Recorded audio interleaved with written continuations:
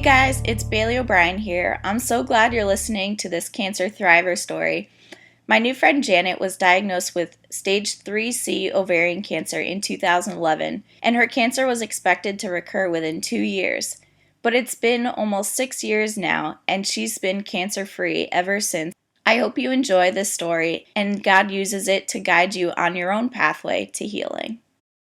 So actually, how did you first find out that you had the cancer? I was so bloated.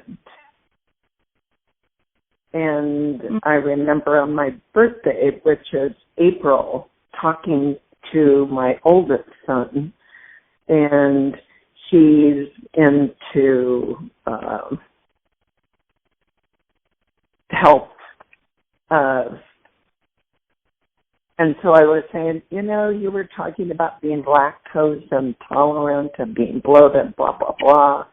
And, was really bloated to the point of being uncomfortable, feeling very full, and both of which are classic ovarian signs. Now, my mother passed away. I am 70. I just turned 73 a few days ago. So I'm old, and my mother has been gone for about 50 years. So she was diagnosed at a time when the only treatment they had for her was radiation. I did not have radiation, but I had surgery and extensive chemo, and the wonderful advantage of 50 years of medical knowledge that had been gained in treating ovarian and whatnot. So I went to my internist and said, I am having extreme bloating, blah, blah, blah. They did do an ultrasound and came back, and I knew something was wrong, and in my heart I just felt sure it was ovarian. My internist's office called me back and said, hey, the ultrasound is fine. We'll see you next year for your annual. And I'm anything but a hypochondriac. I said, you know what, I'm not comfortable with that.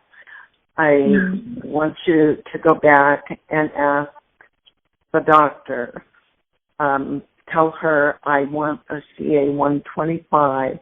And mind you, they had on my records that my mother died of ovarian cancer. But even when I requested the CA-125, I got pushback. So when they came back, I very nicely said, I want two things.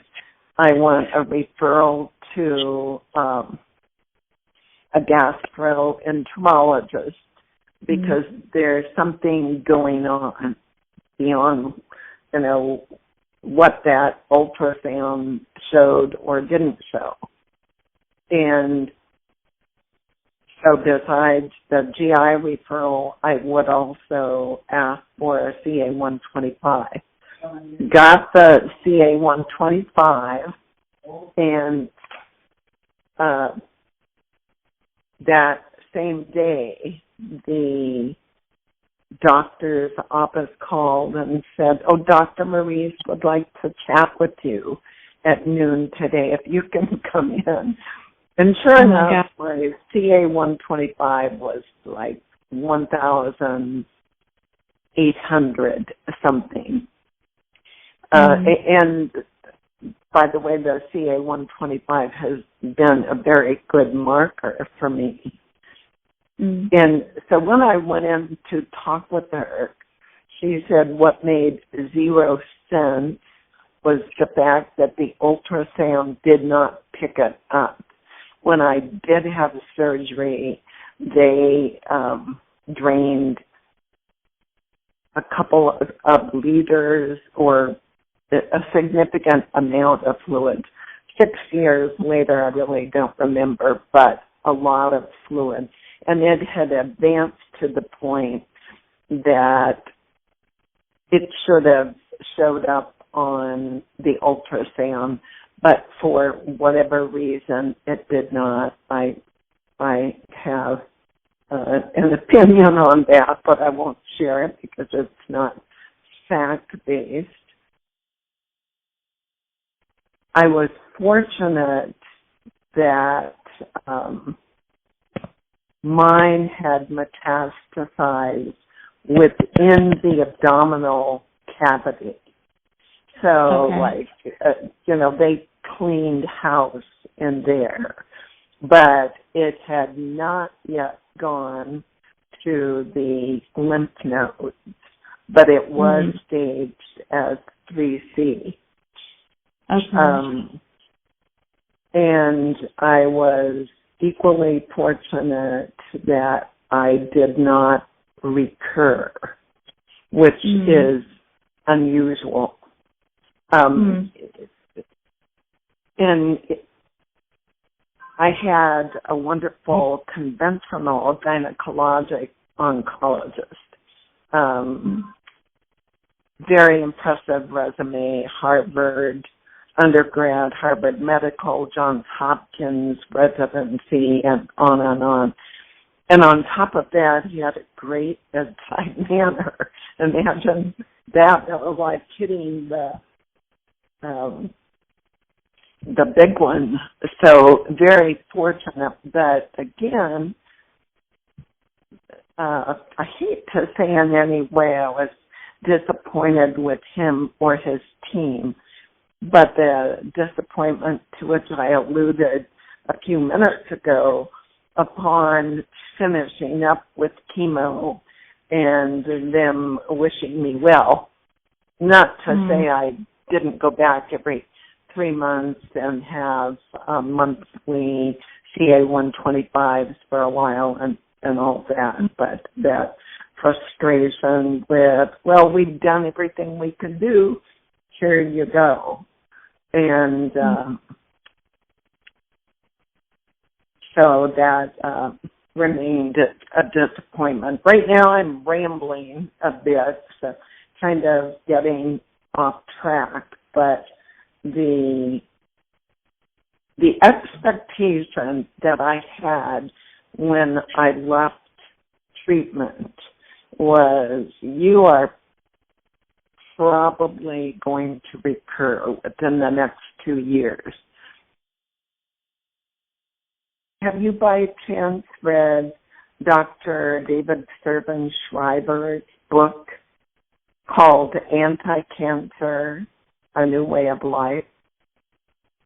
No, I haven't.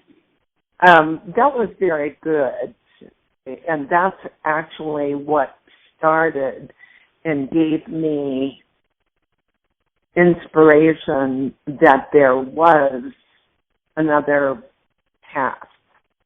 And Dr. Schreiber had been, he had brain cancer and was given 6 months to live. He was actually an MD, and prior to his experience, he thought pretty much the way conventional medicine viewed. And when he was told he had 6 months, he began broadening his horizon. Anyway, I won't go into his story. He has passed away. However, instead of 6 months, he lived 19 years. And wow. They were very full years. But his story is a terrific one as well. That, in any case, launched me on my quest And I won't go into long, boring detail, but one thing led to another, and I found Dr. Altshuler's book, which had been recommended on a website that I frequented. And I had already started eating organically and taking some supplements, but not to the degree that I do now. Now, may I ask you, do you take supplements and have a regimen that you follow? Yeah. So I still juice most of the time. The last 2 days I didn't get to because I've been babysitting my 2 little nephews. But most days I have about 2.5 servings of a mixed green juice, and I have 1 coffee enema per day for detox, and I follow an organic, plant-based but not vegetarian diet, and I take vitamin D, curcumin, niacin, and pancreatic enzymes every day. There's a redox supplement called ASEA that I take every day. And I just started drinking silver, colloidal silver. God. Oh, haven't Yeah. heard of that, but the curcumin, and I don't do the niacin, but I do take 34 pills a day. So, Wow. but I'm on double doses of K2, and like you, I take vitamin D3 and just a slew of them. Actually, you'll probably see in what I will send you.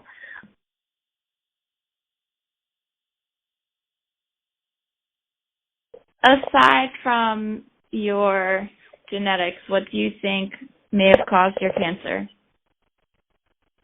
I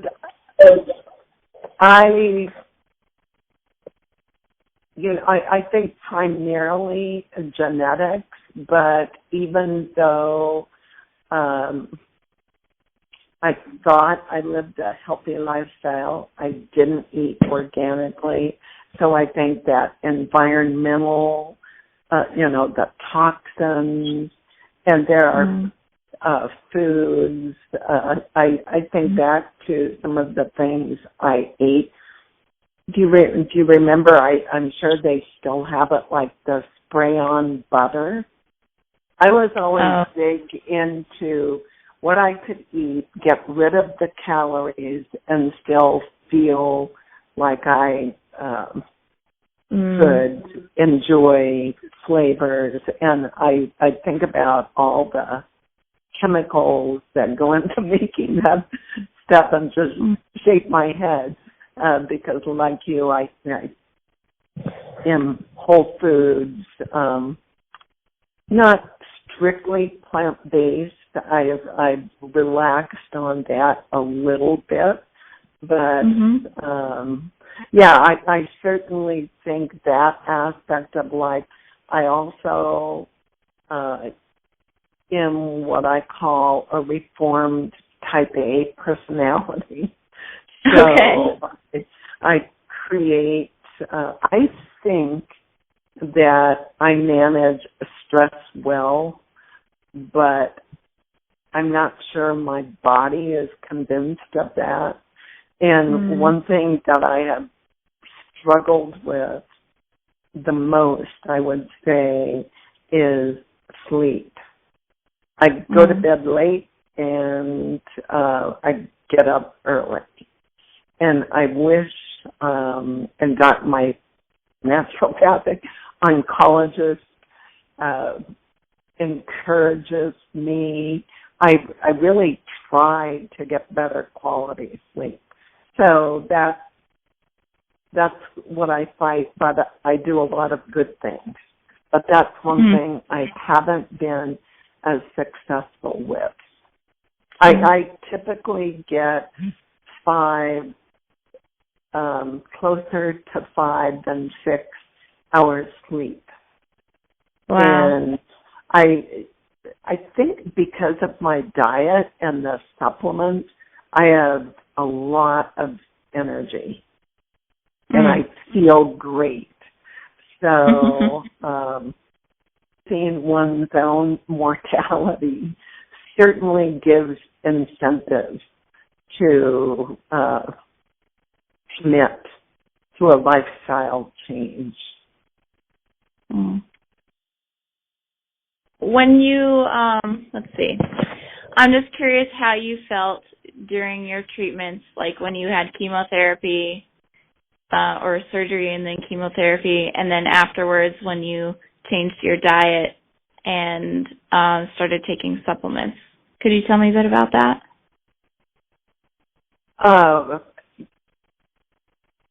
With respect to trying to find a way, I really didn't focus on big lifestyle changes until I got through treatment. For one thing, I was tired. I had no problem sleeping when I was in treatment. So once I had that exit interview, if you will, upon finishing treatment and the PET scan showing that I was clear, then that's when I thought, okay, I don't believe that there's nothing that can be done. I want to be in control, more in control of my life.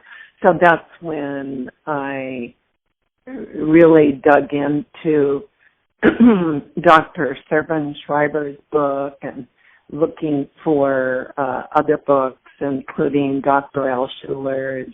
And so as I transitioned, which I finished chemo right before Thanksgiving. And then I think it was 3 weeks after that, 3 or 4, I can't remember, that I had that PET scan. So it was in December and after Christmas. And then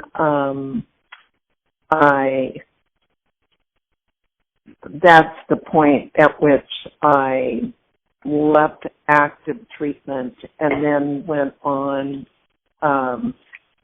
being monitored routinely. That's also the point, and I know it worked out well because it was a new year. It's like, okay, perfect time, going to read this book over Christmas and institute a new way of eating, organics, no GMOs, all that. And I started taking the obvious things like curcumin and some mushroom and things like that. I noticed a difference in how I felt, but a lot of that, of course, came from getting the chemo toxins flushed out. And so from there, it was pretty much uphill. I had to go back in for hernia surgery, but that was a common thing from the abdominal incision. But aside from that, and that clearly was not a recurrence. But I can truthfully say that aside from my voice issues and some balance issues, which come, actually I had polio as a young child, and so I have a few issues, something called post-polio syndrome, and I think basically what it is, your muscles tend to atrophy differently over the years than if I had not had that.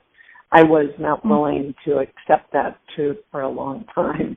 But it's not, again, it's not noticeable. It's minor.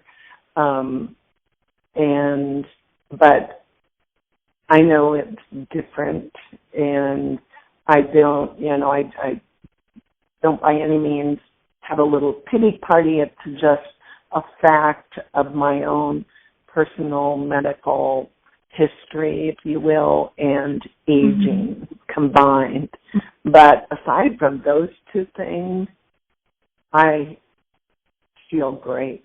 I really do. So from finishing up treatment and then immediately starting on these other lifestyle changes, I absolutely believe, and I truly am convinced that the changes I made a difference in where I am now. And it always, I thought, what a missed opportunity that they never followed up with, wow, you're doing really well with your CA 125. What do you do? Do you do anything differently? And more significantly, when one of their patients made it past that 2-year milestone with no recurrence, wouldn't you think they would want to follow up on that? And I know that clearly they are all swamped. But even a written, and again, this is where my background comes in. You can accomplish a lot with surveys or whatever. And again, that bigger 5-year mark with no recurrence. And yet they never asked me what I was doing. I would bring it up with the nurse practitioner and say, do you know of any place where your patients are going for this type of resource and all that? And another thing, when my husband and I would discuss, gosh, why don't they do this? It would be so helpful if patients knew they could commit to making these changes. But I also realize that when I say I eat organically and I walk 5 miles a day, the truth is I eat all organically and I walk 5 miles a day. Whereas someone else's idea of eating organically might be eating organic potato chips or if they have a choice. So there's a vast amount of measurement there. So I can appreciate that that's difficult, and you really need a controlled study. So and that's what I was looking for. I'd love to have been a part. And in fact, I called the U of A, or University of Arizona. They have a good integrated medicine department down there, and they've made several strides, but I was too far out of treatment to be accepted into it. But I really appreciated what you said about you need to see what someone's factual records state rather than just verbal. What would your advice be to other people who've been diagnosed with cancer?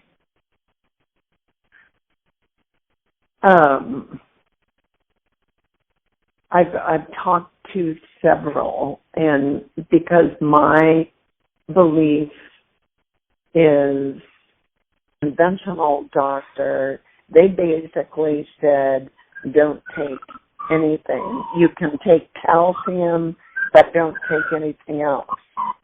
And I believe that there are a number of things I could have taken which would have helped me.